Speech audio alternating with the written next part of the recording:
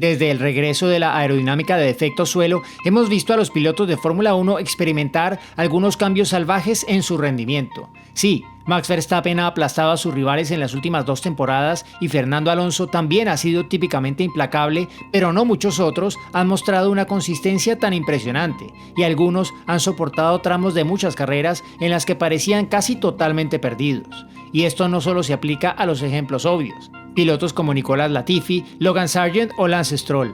Incluso pilotos mucho mejor considerados, con mejores historiales a sus espaldas y o reputaciones de gran regularidad, han sido víctimas del truco de confianza impuesto por esta nueva generación de coches de Fórmula 1. Pilotos como Sergio Pérez y Daniel Ricciardo, ambos ganadores de carreras y muy venerados en la Fórmula 1 anterior a 2022, han visto lesionada su reputación en esta iteración de la Fórmula 1. En el caso de estos dos, el malestar ha durado tanto que su presencia en la parrilla se ha puesto en entredicho. Pero incluso pilotos que por lo general han rendido bien con estos coches han tenido momentos de lucha. Carlos Sainz ha protagonizado posiblemente su mejor temporada como piloto de Ferrari, pero en Bakú no estaba en la lucha y le faltaba confianza en su coche. Del mismo modo, Charles Leclerc no tenía absolutamente ningún ritmo en el Gran Premio de España, y su confianza en el coche de Ferrari se vio tan mermada durante ese fin de semana que estaba convencido de que algo estaba roto, aunque el equipo no pudo encontrar nada obviamente mal. E incluso los pilotos que han tenido un buen rendimiento constante en las últimas 2 temporadas, como Lando Norris de McLaren, siguen quejándose a menudo de lo horrible que es conducir su coche y de lo difícil que es extraer de él un rendimiento constante.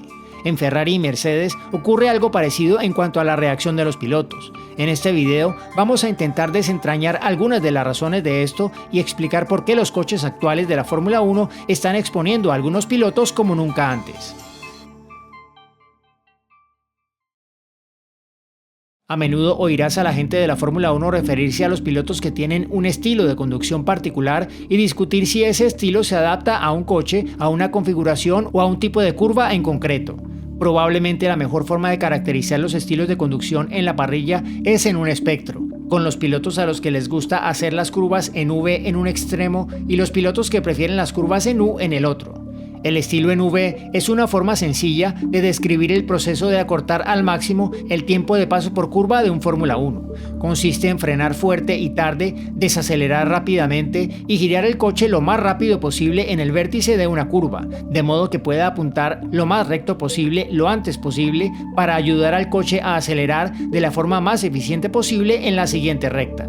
Este estilo de conducción es muy eficaz en las curvas lentas, como los giros de 90 grados y las horquillas cerradas. Básicamente, se trata de sacrificar la velocidad mínima e intentar mantener el coche apuntando lo más recto posible durante el mayor tiempo posible a la entrada y salida de las curvas como si fuera una V.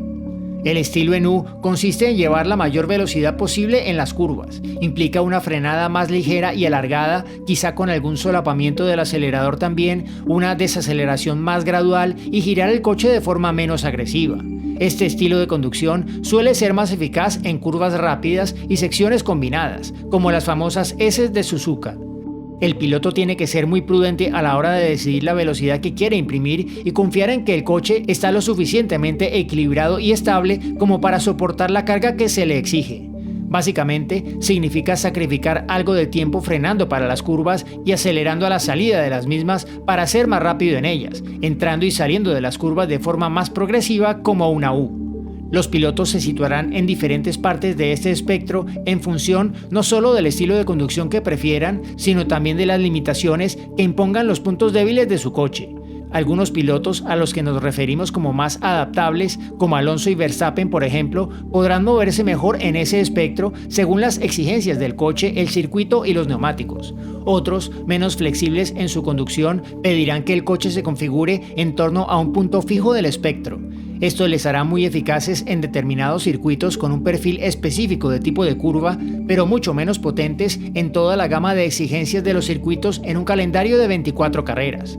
El piloto de Haas Kevin Magnussen se describe a sí mismo como un hombre U, que está intentando convertirse más en un piloto estilo V, porque cree que esto es lo que prefiere esta generación de coches con neumáticos Pirelli de 18 pulgadas.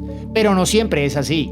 También dependerá de lo que sea capaz de hacer el coche y de lo que pueda aguantar el piloto. Un coche que pueda girar más rápido y más bruscamente sin que la parte trasera se deslice excesivamente en señal de protesta es, como dice Lance Stroll, lo que quiere siempre. Pero ningún coche de Fórmula 1 es perfecto, nunca, y aquí está el eterno dilema al que se enfrentan los pilotos y sus equipos. ¿Se puede ampliar el rendimiento del coche lo suficiente como para tener en cuenta el estilo preferido del piloto, o le corresponde al piloto alterar su técnica siempre que sea posible para que el equipo de ingeniería pueda comprometer menos la puesta a punto en busca del tiempo de vuelta general? Verstappen y Alonso parecen adaptarse a lo que se les pide. Lando Norris hace un trabajo similar a la vez que se queja, como Magnussen, de que le gustaría poder pilotar en un estilo en U que el coche actual de McLaren no le permite explorar del todo. Ricciardo ha decidido no adaptar su conducción después de perderse totalmente en McLaren. Ahora quiere conducir de una manera más natural para él, lo que en consecuencia requerirá que AlphaTauri modifique el coche en torno a sus necesidades, algo muy similar a lo que ese mismo equipo hizo con Pierre Gasly tras perder su asiento en Red Bull en 2019. Pero hay algunos problemas específicos con esta nueva generación de coches de Fórmula 1 con efecto suelo en comparación con la generación anterior que parecen dificultar este trabajo.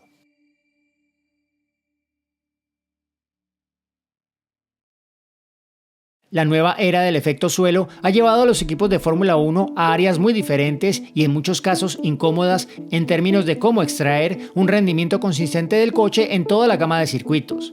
La Fórmula 1 ha invertido básicamente los coches en términos de dónde y cómo se extrae su mejor rendimiento aerodinámico. Los coches con efecto suelo funcionan intentando crear un vacío que literalmente succiona el coche hacia el circuito. Cuanto más bajo puedas llevar el coche, mejor será el sellado efectivo a su alrededor, más potente será tu vacío, más carga aerodinámica producirás y más rápido podrás ir. Los coches de efecto suelo originales de la Fórmula 1 de finales de los 70 y principios de los 80 tenían un sellado físico con la pista en forma de faldones, que se prohibieron debido a los accidentes a alta velocidad que esos coches eran capaces de tener cada vez que se rompía ese sello. Los coches actuales recrean eficazmente ese sellado con ingeniosos recortes en los bordes del suelo que ayudan a redirigir y minimizar cualquier pérdida de flujo de aire bajo el piso. Los coches también tienen que ser muy rígidos para mantener la estabilidad de la plataforma aerodinámica y evitar que el piloto experimente caídas en el agarre que equivalen a encender y apagar un interruptor. Por lo tanto, cuanto más bajo y más rígido teóricamente puedas hacer funcionar tu coche, más rápido y más consistente será. A menudo no es físicamente posible llevar el coche lo suficientemente bajo respecto al suelo de una forma lo suficientemente estable para obtener el mejor rendimiento.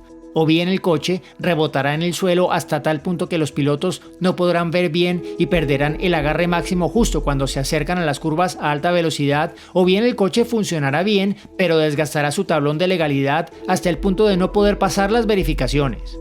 Los pilotos pierden sensaciones y encuentran los coches más difíciles de conducir cuando más bajos y rígidos quieren hacerlos rodar los ingenieros. Los equipos tienen que reducir la altura para evitar infringir las normas, al tiempo que añaden elasticidad a la suspensión para ayudar a los pilotos a sentir mejor lo que está pasando con un coste global para el rendimiento puro.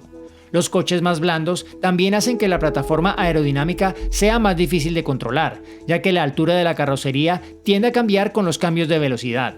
Además, la mayoría de las superficies aerodinámicas inteligentes que los equipos de Fórmula 1 solían desarrollar en la parte superior del chasis se han visto reducidas o eliminadas por completo por el reglamento. Con el antiguo reglamento se desarrollaban mucho los alerones delanteros y los dashboards que ayudaban a controlar el flujo de aire y a estabilizar los coches en las curvas, dando confianza a los pilotos para apoyarse en ellos. Ahora que los alerones delanteros se han simplificado masivamente y se han eliminado los dashboards, algunos equipos están luchando por recalibrarse en torno a un proceso diferente. No es de extrañar que un equipo como Mercedes, que solía tener un coche con una larga distancia entre ejes para ayudar a estabilizar el coche a altas velocidades a expensas de la agilidad a baja velocidad y una altura de suspensión trasera relativamente baja con muchas superficies aerodinámicas intrincadas en la parte superior de la carrocería, está luchando ahora en la era del efecto suelo y en particular con la estabilidad en las curvas de alta velocidad. Por el contrario, Red Bull, que tradicionalmente ha pilotado un coche con una distancia entre ejes más corta y una altura de suspensión trasera estática mucho mayor, algo que se ha copiado prácticamente en toda la parrilla y que requiere un control mucho más preciso del flujo de aire por debajo del coche a medida que la altura de suspensión cambia dinámicamente, está relativamente mucho mejor con el efecto suelo. La forma en que el diseño de Adrian Newey estabiliza la plataforma aerodinámica del RB19 a medida que cambia la altura del coche es la base de su superioridad sobre otros equipos. Los equipos de Fórmula 1 no solo carecen de algunas de sus antiguas herramientas para controlar la estabilidad aerodinámica de los coches en las curvas y cuando cambian de velocidad, sino que la aerodinámica también es más sensible a los baches, bordillos y otros cambios en la superficie de la pista, y a los vientos cruzados que desestabilizan aún más los coches, un problema particular para los diseños de Ferrari y Williams de esta temporada, pero no en absoluto exclusivo de ellos. Lo que todo esto crea es un conjunto de coches que pueden llegar a ser muy impredecibles de conducir de circuito a circuito, de sesión a sesión o incluso de curva a curva.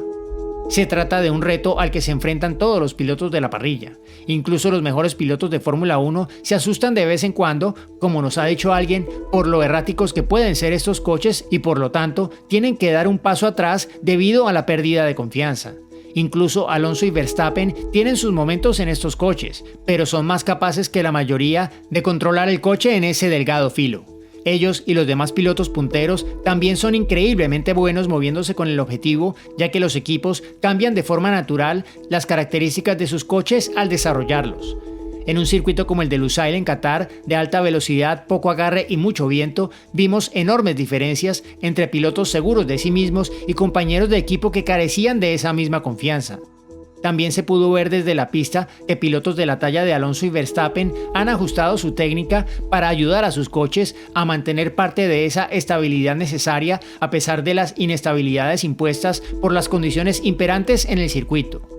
En Qatar, Alonso y Verstappen sacrificaban la velocidad de entrada y manipulaban suavemente sus coches para que girasen en una línea progresiva, al estilo U, mientras que otros estaban siendo visiblemente demasiado agresivos, intentando trazar las curvas en V con entradas agresivas que estaban desestabilizando sus coches y minando la confianza de los pilotos.